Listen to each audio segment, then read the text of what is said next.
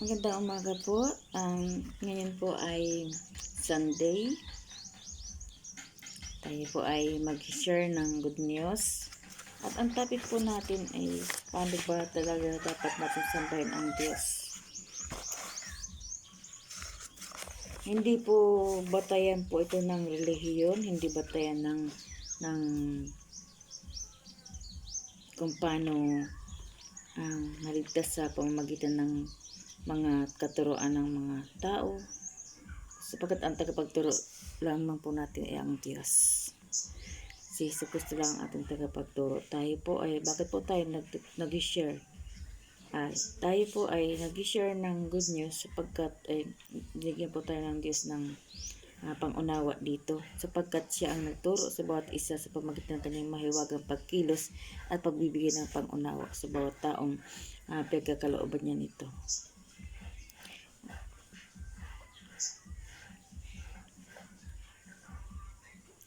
Tayo po ay manalangin. Dakilang Ama, Diyos ng pag-ibig at buhay na walang hanggan, napakabuti mo, marapat ka pasalamatan. At sa umagang ito, ikaw lang po tiyataas namin. At hindi lamang sa umagang ito, maging bago magtulog, pagkagising, sa maghapon, sa bawat araw, sa bawat minuto, sa bawat segundo, sa bawat paghinga namin, sapagkat ikaw ay daladal namin sa aming katao. Ang iyong hininga pinagkaloob mo po sa amin. Ikaw po ang bigay nito. At ikaw rin pong may karapatan magbawi.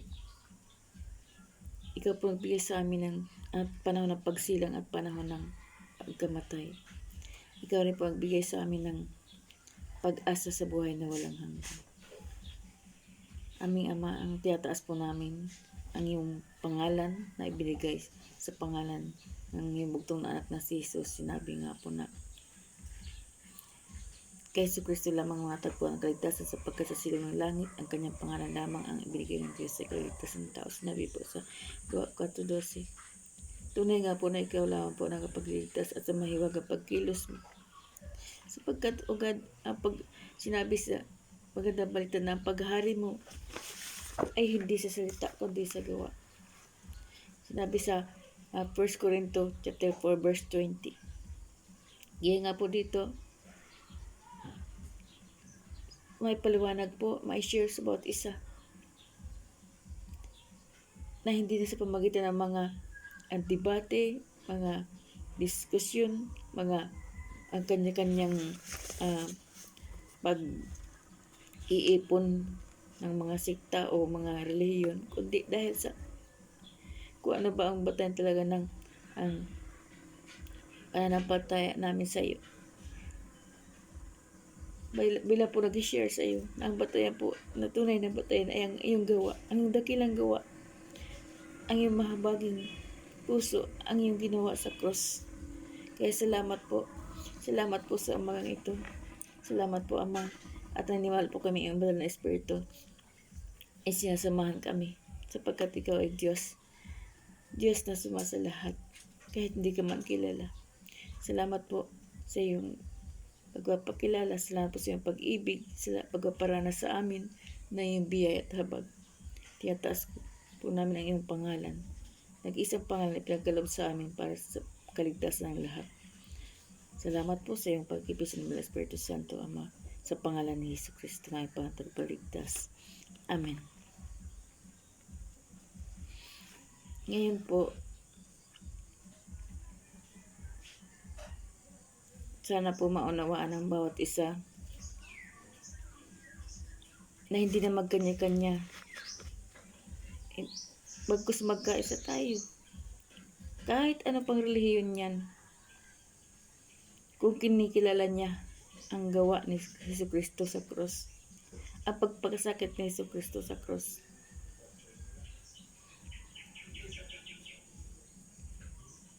yun po ang pinakamahalaga.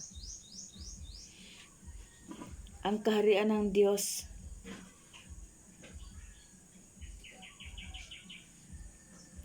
ay itiyatag niya sa pamamagitan ng kanyang makapangyarihang gawa. Yan po ang intindihin po natin, unawain. Ito po ang napakadakilang mensahe, hindi lang po para sa isa, kundi para sa lahat. Hindi lang po para sa nakakarinig, kundi sa mga makakarinig pa at sa lahat ng henerasyon.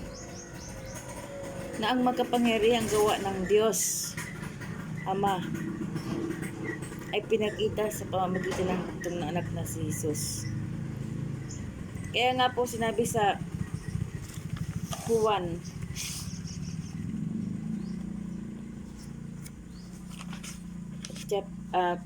kapitulo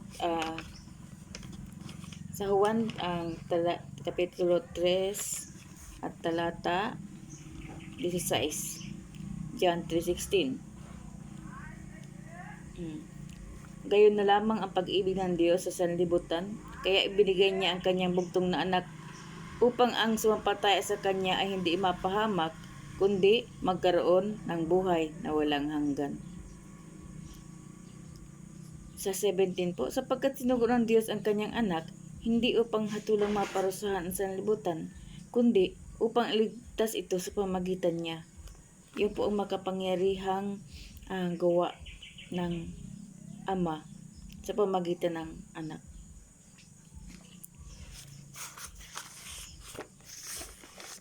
Dito po natin mababasihan na kung talagang ang isang naniniwalang grupo o sekta o relihiyon ay binabasihan po itong makapangyarihang gawa ni Jesucristo. Inaalala ba ng bawat isa, ginugunita ba ang pagkamatay ni Jesucristo hanggang sa pagbabalik? Nagsasama-sama ba sa pagpipira-piraso ng tinapay na simbolo ng kanyang banal na katawan at alak na simbolo ng kanyang banal na dugo? Kung yan pong ang pinapaniwalaan, yan po ay tunay at tapat ang Diyos na nagbigay sa atin ng kaligtasan. So, hindi po sa pangalan ng relihiyon, hindi po sa pangalan ng relihiyon ang batayan, kundi sa pamagitan ng ating mga gawa ay doon po natin pinatutunayan na tayo ay nananampalataya sa bugtong na anak na si Jesus. Yan po. And makontento na po na si Jesucristo ang tanging kasagutan sa lahat, sapagkat yan ay ipinagkaloob ng Ama. Basahin po natin sa Mateo. Sa Mateo po sabi dito.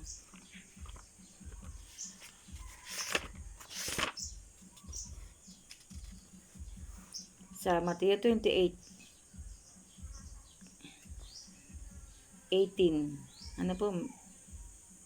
Lumapit si Jesus at sinabi sa kanila, ibinigay na sa akin ang lahat ng kapangyarihan sa langit at sa lupa.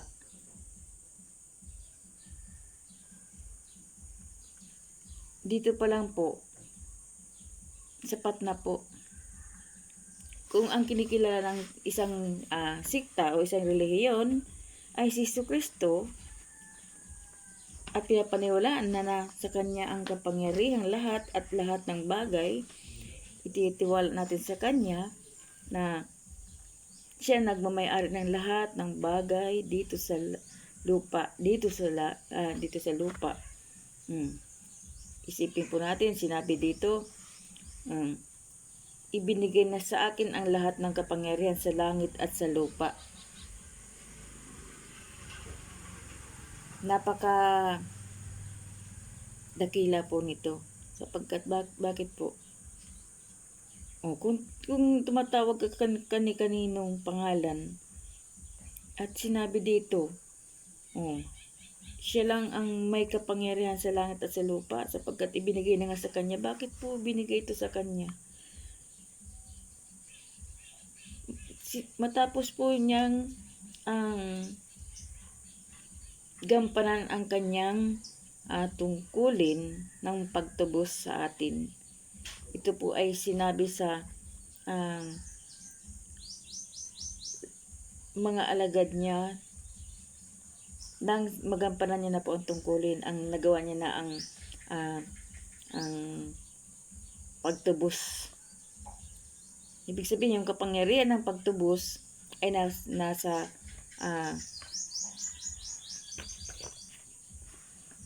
sanlibutan na pagtagumpay niya na. Sinabi niya ito ay muli na siyang nabuhay. Muli na siyang nabuhay nang sabihin niya ito. Patutuwa, mga patutuwa po dito isa pa sa Hebreo. Basahin po natin sa Hebreo. Sabi sa Hebreo ay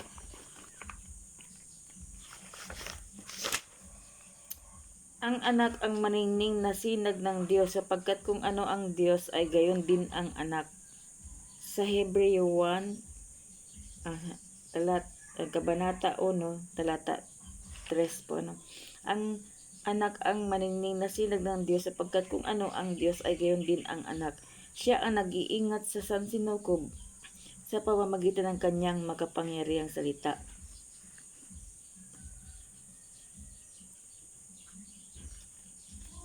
Pagkatapos niyang linisin tayo sa ating mga kasalanan, siya ay lumuklok sa kanan ng Diyos ang makapangyarihan sa lahat.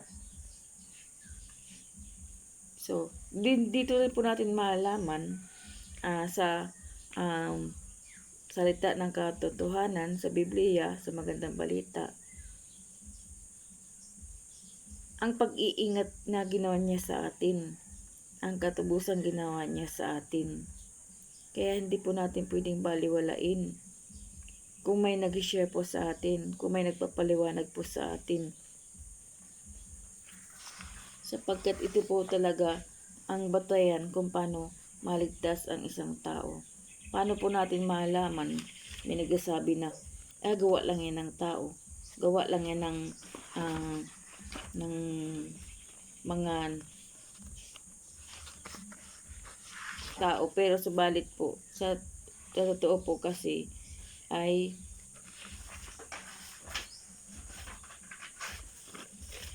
salita po ng Diyos na ipinahayag sa mga tao upang isulat ito. Sinabi sa, basahin po natin sa 2 Corinthians dito po.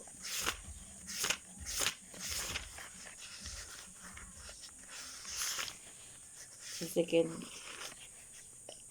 Timothy chapter 3 verse 16. Lahat ng kasulat ay kinasihan ng Diyos at magamit sa pagtuturo ng katotohanan, sa pagpapabulaan sa maling aral, sa pagtutuwid sa likong gawain, at sa pag-akay sa matuwid na pamumuhay. Amen. Praise God. Ito pala po ay lahat ay natutulungan kapag nagbabasa ng Biblia na itutuwid po kung mali ang ating pamaraan ng paniniwala. Yung mga maling aral ay pinapawalang bisa, at yung kung mga likong ating gawain na naisip natin na nakikita natin ang ating sarili at tayo ay nababago. Naging matuwid ang ating pamumuhay. Kung ikaw ay mandaraya, ikaw ay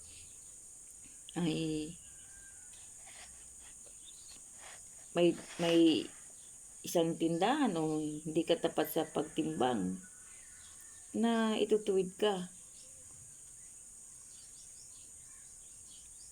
Nagkakaroon ka ng takot sa Diyos. Nagkakaroon ka ng pangunawa dahil ang Diyos ay nalalaman mong nakatingin sa atin. Saka, kaya nga bakit nga sinabi na ibigin mo ang Diyos ng buong puso, ng buong isip at ng buong kalakasan. Ibigin mo yung kapakanan ng sarili. Bakit inutos po yun? Kasi po, para makita po natin na may paraan kung paano tayo makapamuhay. May pattern po tayo. Pero po ang pag-ibig na magagawa po natin sa Diyos ay sa pamamagitan ng paniniwala natin sa ginawa niya. Kasi wala nang iba pang hihigit na pag-ibig maliban sa pag-ibig ng Diyos. Patotoo po yun dito sa sinabi sa 1 John. Basahin po natin. Sabi dito sa unang Juan, chapter 4, verse 19. Tayo'y umiibig sapagkat ang Diyos ang unang umibig sa atin. So, naranasan pala natin umibig kasi ang Diyos ang unang umibig sa atin. Paano nga po niya ipinadama ang kanyang pag-ibig sa atin? Siyempre, doon po natin makikita yan sa ginawa niya na pagpakasakit sa cross, yung namatay siya sa cross ng Kalbaryo. Doon po niya ipinadama ang buong pag-ibig niya sa atin para sa katubusan ng ating mga kasalanan. So, kung tayo umiibig sa Diyos, nananampalataya tayo sa Kanya. Ayun po sa sinabi sa John chapter 3 verse 16 na gayon na lamang ang pag-ibig ng Diyos sa sanlibutan. Kaya ibinigay niya kanyang bugtong na anak na si Jesus upang ang sinumang sumampalataya sa Kanya ay hindi mapahamak kundi magkaroon ng buhay na walang hanggan. Yun po ang paraan ng paglapit natin sa Kanya.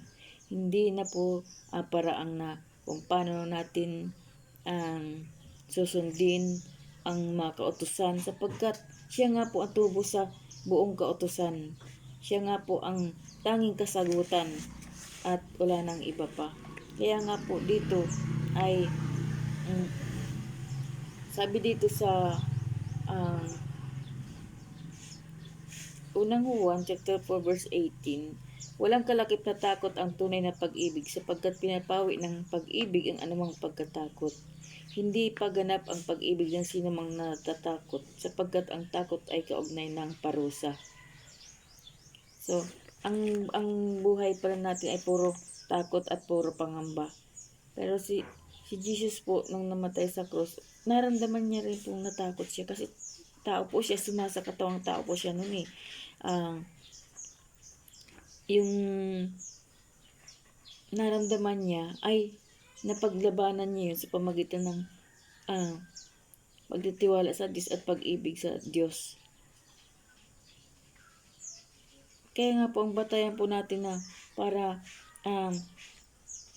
malabanan natin ang anumang takot na ating naranasan ay ang pagtitiwala po sa Diyos. Yun po ang paraan. Pagtitiwala sa Kanya, pananampalataya, pananalig, o ano pa mang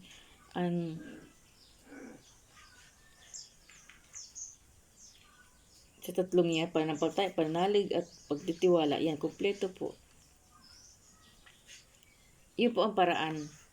Hindi na po yung paraan na kailangan mong tuparin ang lahat ng kautusan. Sinabi po dito, paliwanag po dito sa Roma. Basahin po natin dito sinabi ni San Pablo sa Galatia. Sabi dito. Dito pa sa buod, sulat ni Pablo sa mga taga-Galatia. Ito po tumutukoy rin po para sa lahat ng mali ang pamantayan ng paglapit sa Diyos. Basahin po natin para maituwid po.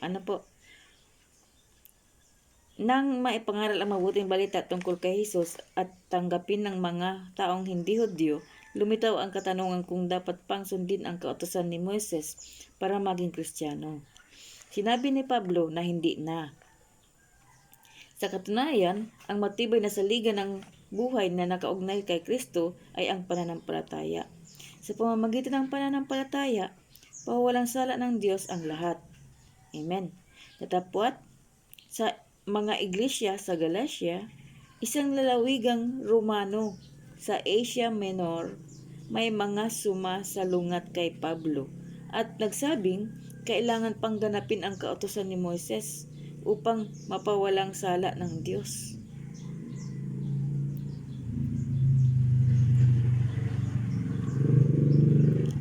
Sino po ba ang gumaganapan nito ngayon? Sino pa ba at nagtuturo ito ngayon na kumukontra sa sinugo ng Diyos na si San Pablo na nagpapatupad pa ng ganito na kailangan pansundin ang kautosang binigay kay Moises. Sagot nga po dito ni San Pablo, hindi na. Sinabi ni Pablo na hindi na. Kasi masigit si Jesus kaysa kay Moises.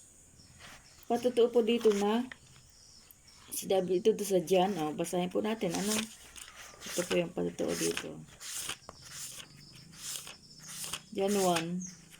Sabi dito ay, sapagkat ibinigay, sa John 1:17 po sapagkat ibinigay ang kautusan sa pamamagitan ni Moises. Yun, sa utos binigay yung kay Moses. Sino po ba nagpapatupad pa niyan? Dapat hindi na po tayo nagpapatupad niyan kasi ibinigay na po yung kautusan na sa pamamagitan ni Moses. Ngunit, ang pag-ibig at ang katotohanan ay dumating sa pamamagitan ni Jesucristo. So, nasa pag-ibig na po tayo at katotohanan. So, yung utos na ibigin mo ang Diyos ng buong puso, ng buong isip at buong kaluluwa o kalakasan ay nakabatay po sa dito sa pag-ibig na ginawa ng Diyos sa pamamagitan ni Jesucristo. Ang gagawin mo na lang po ay panampalatayaan yung tumupad sa lahat ng kautosang binigay kay Moises sa pamamagitan ng pag-ibig.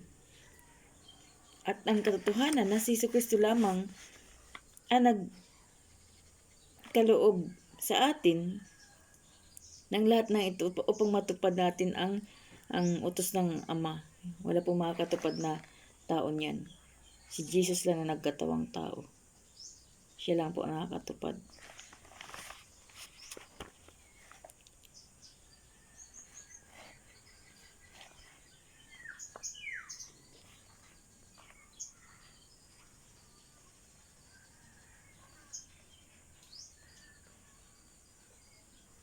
Kaya nga po, napakahalaga po nung siya ay nagkatawang tao. Basahin po natin dito. Sabi dito ay sa unang Juan chapter 4 verse 2.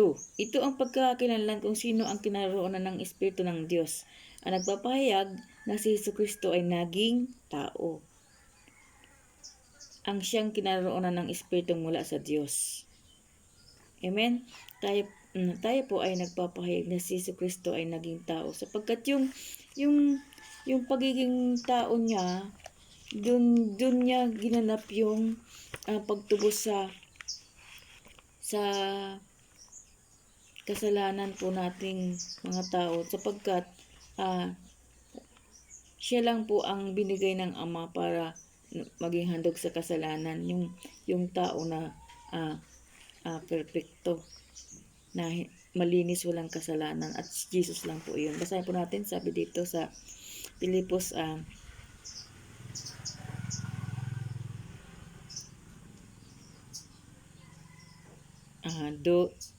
chapter 2 verse 5. Chapter 2 verse 6. Kahit siya ay Diyos, hindi siya nagpumilit na manatiling kapantay ng Diyos. Sa halip ay kusa niyang binitiwan ang karapatan niyang ito at namuhay na isang alipin. Ipinanganak siyang tulad ng isang karaniwang tao. Yan, si Jesus po ang tinutukoy dito. Kahit siya ay Diyos, hindi siya nagpumilit na manatiling kapantay ng Diyos. Sa halip ay kusa niyang binitiwan ang karapatan niyang ito at namuhay na isang alipin. Ipinanganak siyang tulad ng isang karaniwang tao. Sa verse 8, siya ay nagpakababa at naging masunurin hanggang kamatayan. Oo, hanggang kamatayan sa krus. Sa 9, kaya naman siya ay itinampok ng Diyos at binigyan ng pangalang higit sa lahat ng pangalan. So, ang batayan po ng kaligtasan ng tao ay sa pamamagitan ng kanyang bugtong anak na si Jesus. So, kanino pa po tayo tatawag? Wala na pong ibang pinagkalooban ang Ama ng kapangyarihan sa langit at sa lupa, kundi si Jesucristo lamang. So, kung tayo po ay tatawag, magdito na po tayong tawag sa Kanya. Hindi na po tayo hingi ng tulong kay o kanino pa mga santo. Sapagkat ang salita ng Diyos ay buhay. Sasalita po tayo ng Diyos magbatay sapagkat ang salita ng Diyos ay nagbibigay sa atin ng proteksyon. Salita ng Diyos ay nagbibigay sa atin ng gabay upang maunawaan po natin ang magandang balita. Basahin po natin sa Pilipos chapter 2 verse 10. Ano pat ang lahat ng nilalang na nasa langit, nasa lupa, at nasa ilalim ng lupa ay maninikluhod at sasamba sa Kanya. At ipapahayag ng lahat na si Jesucristo ang Panginoon sa ikararangal ng Diyos Ama. Ano pat ang lahat, ulitin po natin, ano pat ang lahat ng nilalang na nasa langit, nasa lupa, nasa ilalim ng lupa, ay maninikluhod at sasamba sa Kanya. So, ibig sabihin, yung mga anghel sa langit ay sumasamba kay Jesus. Yung mga tao sa lupa ay sumasamba rin sa Kanya. Lahat, pati yung mga nasa ilalim ng lupa. Anong mga nasa ilalim ng lupa? Yung mga gumagapang dyan, yung mga, lahat ng mga insekto, mga kung ano-ano pa dyan. Lahat, mga ibon, mga hayop. Yan, lahat hanggang sa ilalim po ng lupa, kung ano pong mga nasa ilalim ng lupa, mga bagay na hindi nakikita man o ano, yung sa tingin nila, yung sabi nila mga duwende, mga maligno, kung ano-ano pang mga yan. Kaya nga po baga kapag may mga sinasabi na yung nasasapian ay ipinagdarasal lang ng isang lingkod ng Diyos para mapalaya. Yun po. Nagagawa po yun dahil sa pananalig kay Jesucristo. So, kaya dito sabi, ano pat ang lahat ng nilalang nasa langit, nasa lupa, at nasa ilalim ng lupa ay maniklod at sasamba sa Kanya. Lahat po ay marapat lang magsamba sa Kanya. At ipapahayag ng lahat na si Jesucristo ay ang Panginoon sa ikararangal ng Diyos Ama. Yung sa verse 11 po, at ipapahayag ng lahat na si Jesucristo ay Panginoon sa ikararangal ng Diyos Ama. Yun, kapag pinapahayag po natin na si Jesucristo ay ang Panginoon, napaparangalan po natin ang Diyos Ama. At sinabi nga dito sa Roma, sa Roma po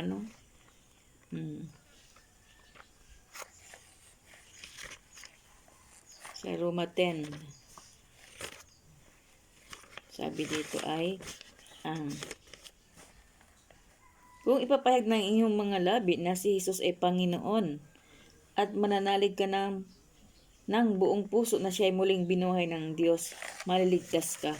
Yung po hindi pala batayan yung relihiyon, yung sekta, yung mga samahan para maligtas. Kaya nga po kapag pinapayag natin na si Jesus ay Panginoon, napaparangalan natin ang Diyos Ama. Sapagkat sinabi nga po dito sa Matthew na 28, binasa na po natin kanina sa Matthew 28, sabi dito ay ulitin po natin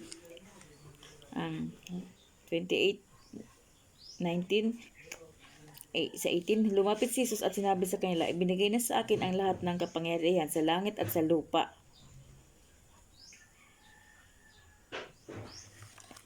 At dito nga ay, kung ipapahid na iyong mga labi na si Jesus ay Panginoon at mananalig ka ng buong puso na siya ay muling binuhay ng Diyos, maligtas ka. Pagtunay po sa Roma chapter 10 verse 9, kasi ito po yung si Jesus na po kasi ang binigyan ng kapangyarihan sa langit at sa lupa. Ang batayan po dito ay ang muli niyang pagkabuhay. Kasi sinabi niya po dito sa Matthew 28:18 ay yung muli na po siyang nabuhay. Nagpakita po siya sa mga alagad. Sa 11 na alagad nagpakita siya. Tapos binilinan pa nga po siya yung mga 19 na alagad, sabi dito sa Matthew 28:19. Kaya humayo kayo at gawin ninyong alagad ko ang lahat ng bansa, bautismuhan ninyo sila sa ngalan ng Ama at ng Anak at ng Espiritu Santo. At turo ang sumunod sa lahat ng ipinag-uutos ko. Tandaan ninyo, ako'y laging kasama niyo hanggang sa katapusan ng sanlibutan. Itong verse po na ito ay kapag nagbabasa ka po ng magandang balita, nababautismuhan ka na po sa pangalan ng Ama, sa pangalan ng Anak at sa pangalan ng Espiritu, sapagkat kapag napaparangalan po ang Ama sa pamamagitan ng Anak, kapag tayo ay nagbabasa at naniniwala sa Kanya, at ang salitang ang sinasabi dito ay Espiritu. Sabi dito sa John, basahin po natin sa John, sa Juan, aklat ng Juan. Sabi dito ay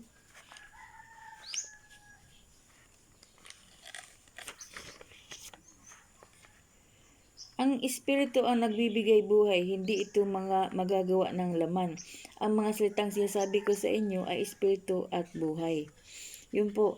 Kaya po dito sa John 6, 62 hanggang 63, isinabi niya po ito. Ito po ang nagbibigay sa atin ng buhay. Yung mga salitaan niya, sa pamamagitan ng salitaan niya, nagkakaroon ng buhay ang tao na ilalapit sa Panginoong Hesukristo. At hindi sa pamamagitan ng pagsunod sa kautosang ibinigay kay Moses. Sabi po dito, ang Spirit sa 63, ang Espiritu ang nagbibigay buhay, hindi ito mga gawa ng laman. Ang mga salitang sinasabi ko sa inyo ay Espiritu at buhay. Kaya nga po yan sa patutuo po sa sinabi sa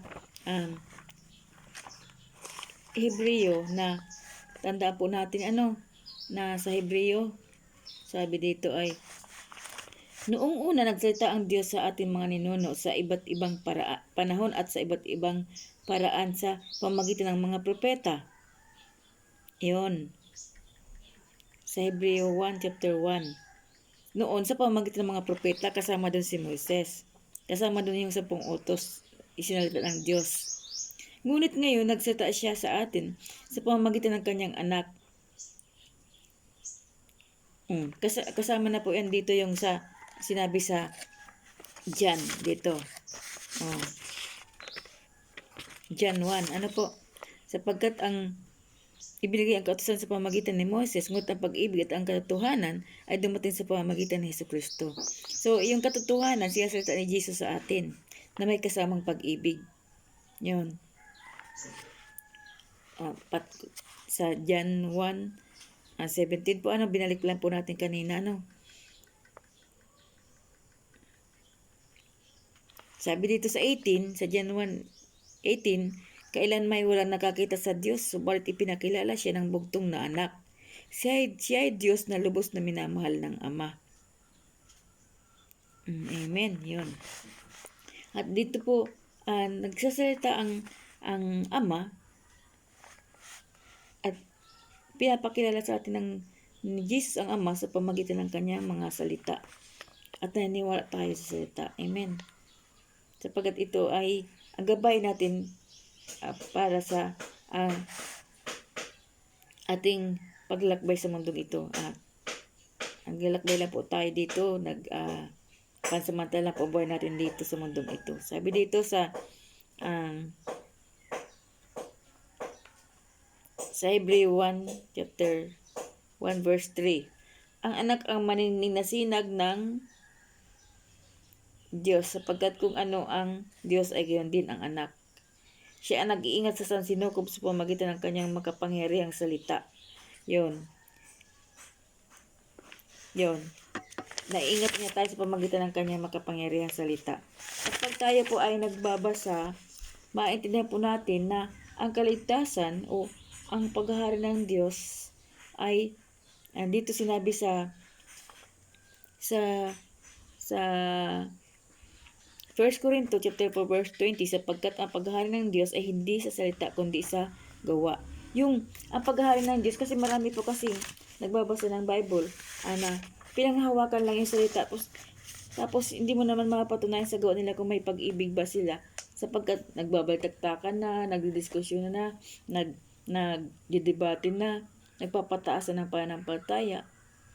Hindi sa paraang ganon, sapagkat sinabi po baga na ang tatlong ito ay nananatili, pananampalataya, pag-asa at pag-ibig. Subalit ang pinakandakila sa tatlong ito ay ang pag-ibig. Yun po ipinakita ng Diyos na ang pag-ibig niya sa pamamagitan ng gawa. So ganun din po tayo, ang pag-ibig natin ay sa pamamagitan ng pinapakita natin sa pamamagitan ng gawa. Ang gawa natin, pag-ibig natin sa Diyos sa pamamagitan ng gawa ay ang pananampalataya natin sa Kanya. Amen. At sa pamamagitan ng pananampalataya na ito, nagkakaroon tayo ng mga bunga ng mabuting gawa. At yung gawang yun ay sa pamamagitan ng pag-ibig na pinadama sa atin ni Jesucristo. Sabi nga dito, sa John 3:16, gayon na lamang ang pag-ibig ng Diyos sa sanlibutan, kaya ibinigay niya ang kanyang bugtong na anak na si Jesus, upang ang sino mang sumampalataya sa kanya ay hindi mapahamak, kundi magkaroon ng buhay na walang hanggan. At sa 1 John 4:19, tayo umiibig sapagkat ang Diyos ang unang umibig sa atin. Praise God. Hallelujah. Yan po. Kaya naranasan po natin ang pag-ibig sapagkat si Jesus din po nagbigay sa atin noon. Paano po natin naranasan yun? Ang manampalataya sa Kanya. Siya rin po ang siya rin po ang author niyan. Siya rin po ang nagbigay niya sa atin upang tayo manampalataya. At katawang natin sa pananampalataya, para manampalataya tayo sa Kanya, ang magandang balita na sinabi ito sa 2 Timoteo 3:16, lahat ng kasulat ay kinasihan ng Diyos at magamit sa pagtuturo ng katotohanan, sa pagpapabulaan sa maling aral, sa pagtutuwid sa likong gawain, at sa pag-akay sa matuwid na pamumuhay. Dito tayo nahubog sa magandang balita. Kaya nga po tayo ay nagpasalamat. Kaya nga sinabi ni San Pablo sa Roma 1 na San Pablo pa kasi ang almost nagsulat nitong bagong tipan, sapagkat grabe po yung marubdob na pag-ibig sapagkat sa tinanggap sa Panginoong Jesucristo na biyaya at habagan din po ako, nararamdaman ko po yun. At ang pag-ibig na pinapadala sa Jesus sa bawat isang nananampalataya sa Kanya. Sabi dito sa Roma 1, sabi ni San Pablo, hindi ko ikinahiya ang mabuting balita tungkol kay Kristo, sapagkat ito ang kapangyarihan ng Diyos sa ikaligtas ng bawat nananampalataya.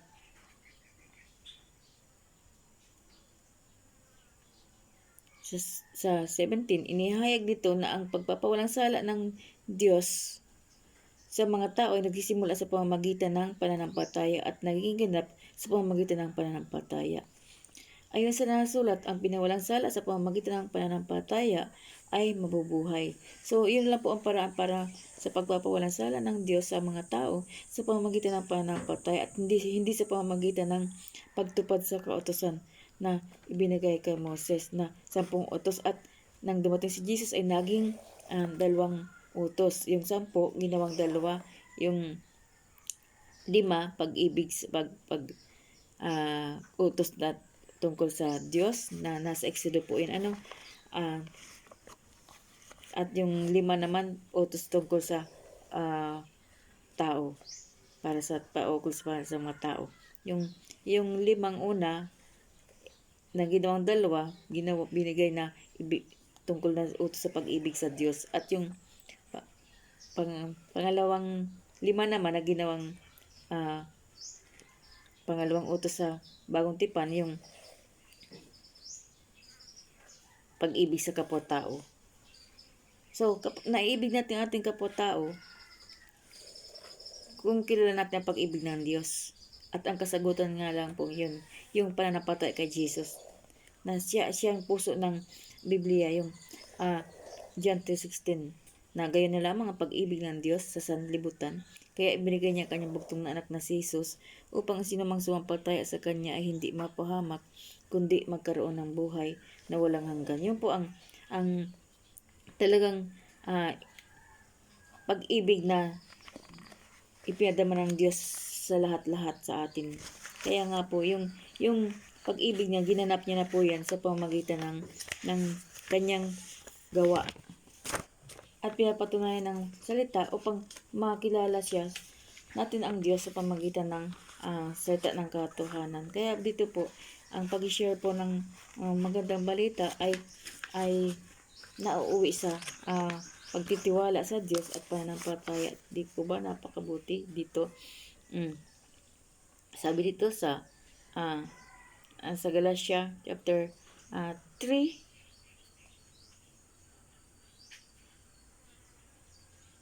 dito sa umpisa natin sa Galatia chapter 2 verse 21. Hindi ko mapapawalang kabuluhan ang kaloob ng Diyos. Kung ang tao ay pinawawalang sala sa pamamagitan ng kautusan, walang kabuluhan ang pagkamatay ni Jesucristo. Kaya nga po, ang tao talaga po, tayo pinapawalang sala sa pamamagitan ng pananampalataya kay Jesus, hindi sa pamamagitan ng pagtupad sa kautusan. Yung lahat ng uri ng kautusan na yun po ay ginanap na Jesus ginanap niya na sa cross. Tinupad na ni Jesus sa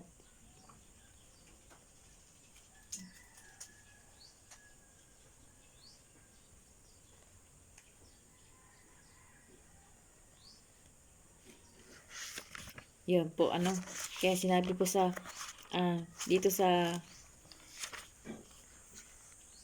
ito po yung bunga ng pagpapawalang sala sa Roma chapter 5 verse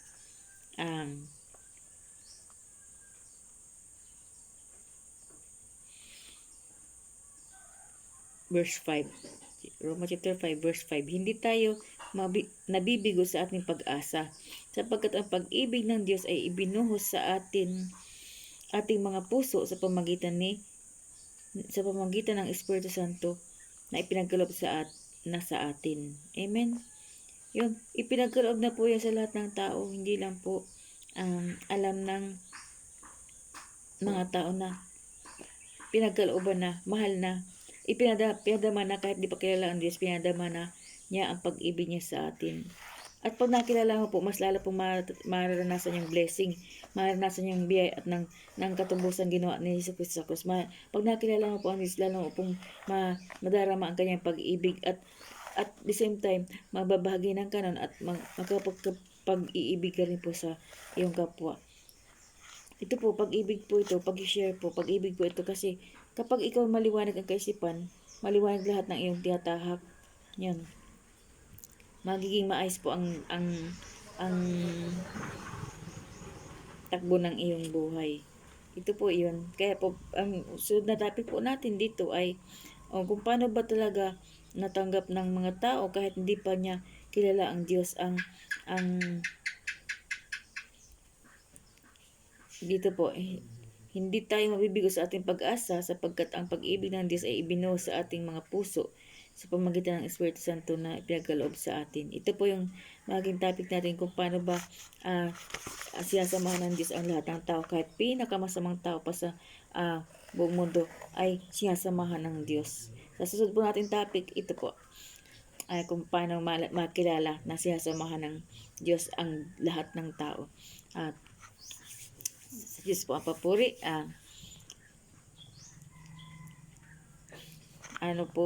Ito po ay isang napakahiwaga na ako po ay nagpapasalamat sa Diyos. I-end po natin sa panalangin.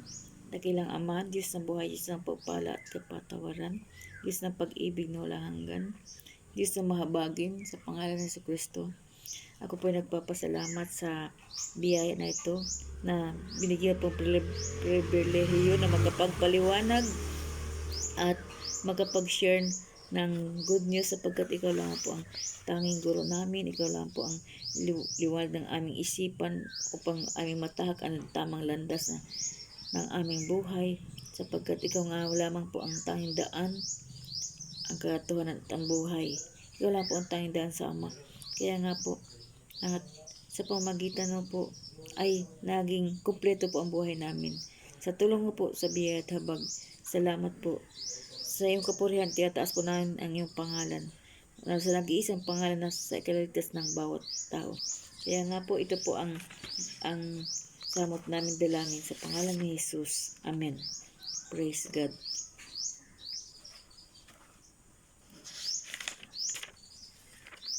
Kaya nga po ito po ay mga kapatid ay ito lang po ang panalangin na dapat nyong gawin. Ito po kung ipapahig na iyong mga labi ng si Jesus Panginoon at mananalig ka ng buong puso na siya muling binuhay ng Diyos, maligtas ka. Yun po ang batayan. Sapagkat nananalig ang tao sa pamagitan ng kanyang puso at sa gayon napapawalang sala. At nagpapahayag sa pamagitan ng kanyang mga labi at sa gayon naliligtas. Sinasabi ng kasulatan, hindi mabibigo ang sinumang nananalig sa kanya. Ito lang po ang pattern para sa kaligtasan. Tanggapin niyo po, paniwalaan, isabuhay, dasalin. Maraming salamat po. God bless you all. God bless us all. In Jesus' mighty name. Amen.